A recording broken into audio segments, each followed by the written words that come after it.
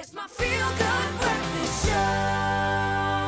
Welcome back. You're live with Expresso. Thank you so much for tuning in on a Bok Friday. Someone is feeling rather envious that he doesn't have his Bok jersey. Jeremy Harris, I'm so sorry, buddy. I'm so sorry. Yeah, thanks. Old age is a terrible thing. Just hope we never get old. That's the thing. Well, we still remember. Why do we remember? Because history is playing out all over again. If you think back to 2011 when the Springboks met the All Blacks in PE, it looked all rosy. It looked like we had the right combinations. Then rolls in the World Cup, a very different story. But this is massive. Less than a month away from our opening pool game against the All Blacks, which is going to be big in itself. The mind games begin. Absolutely. This is going to be a psychological test. Steve Hansen has played the ultimate trump card in his team selection. Beauden Barrett, massive thing. But let's first look back last week's victory over the Wallabies. We have spoken about that. Completely, I think 3 players only now retaining their places off the bench. I know we've got a couple of guys there. Herschel Yankees on the bench still. Faf de Klerk coming back into the mix. Where is the mindset of Rassie now? Is his head now, is it getting real, maybe, for them now that he's got to actually start the mind games against the All Blacks? Yeah. This is what it's all about. Look, I mean, it's funny you say the mind games because I think Rassie is becoming better and better at playing mind games. It's interesting how both coaches have said that this game means tomorrow, nothing. It's got nothing to do with the Rugby World Cup. So the fact that they've mentioned it means that it's got a lot to do with the Rugby World Cup. I think that's important.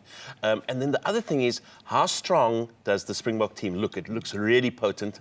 And that's with basically a complete clean-out. I mean, as you say, only 3 players surviving from last weekend's really good performance into this one, and it still looks even stronger. So it says to you that Rassie's got so much depth of position, of personnel to pick from. And if I was Steve Hansen, in fact, if I was any rugby coach around, I'd be going, that's an interesting ability that he's got to be able to pick 2 A teams every time. It's very New Zealand-esque. And Quite they've proven themselves to be the master of rotation, of having 2 full teams that you can draw from in a fix, in a bind. What makes you most excited? I've spoken about Faf. I mean, that halfback combination is going to be massive now.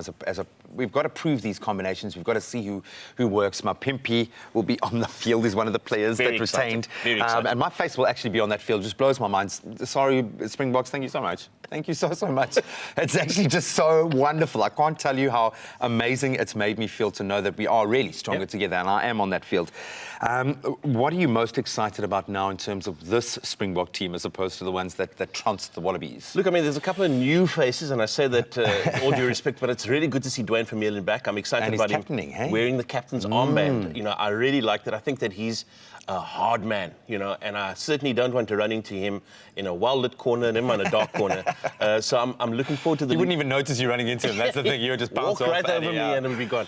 But I like the loose trio, and I think that there's a strength there, particularly Kwagga Smith. I think that he's possibly underrated and unknown by the and he has the Kiwis. X-factor.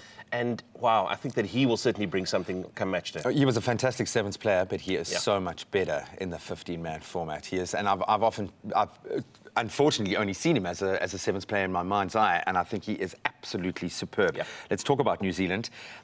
Let's talk about Beauden Barrett at number 15. Oh, I didn't expect it. I was not.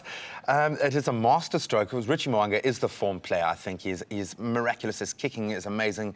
He will take it to the line, but Beauden has that X factor, and now he has the freedom to play at 15. And I think that Barrett, I mean, we know that he's a tremendously talented player, and I think that what they're doing is they're using a couple of opportunities to sort of test out positions and it's win-win, because if it doesn't work, it doesn't matter. You can have him at reserve at 10 or and it does allow you to fiddle around with your bench just a little bit because you've got a 10 at 10 and at 15, so you've got a bit more flexibility.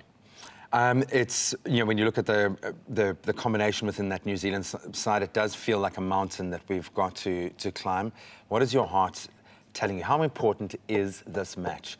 If we lose this match, is it going to psychologically knock us going into, because it's less than a month away? Yeah. I don't think it'll knock us. I think that we'll go back to the drawing board. I think that we've put up a drawing board to go, look, we've got things that we need to do. Let's try a couple of things. But I think that if you said to me, are New Zealand the favourites for tomorrow's game? I'd say yes. They're definitely the favourites. New Zealand are always the favourites. Doesn't matter where they play, they're the favourites. Are they going to win the game? Well, that's another question entirely, and I think we're going to see a completely different outcome. You shall stare at my tiny little face and weep, New Zealand, as it flies away from you. We are stronger together. Share those messages of support. Hashtag stronger together. Hashtag Bok Friday. At Expresso Show. Throw us in the mix there. Jeremy Harris, I love you, dude. Love you, bud.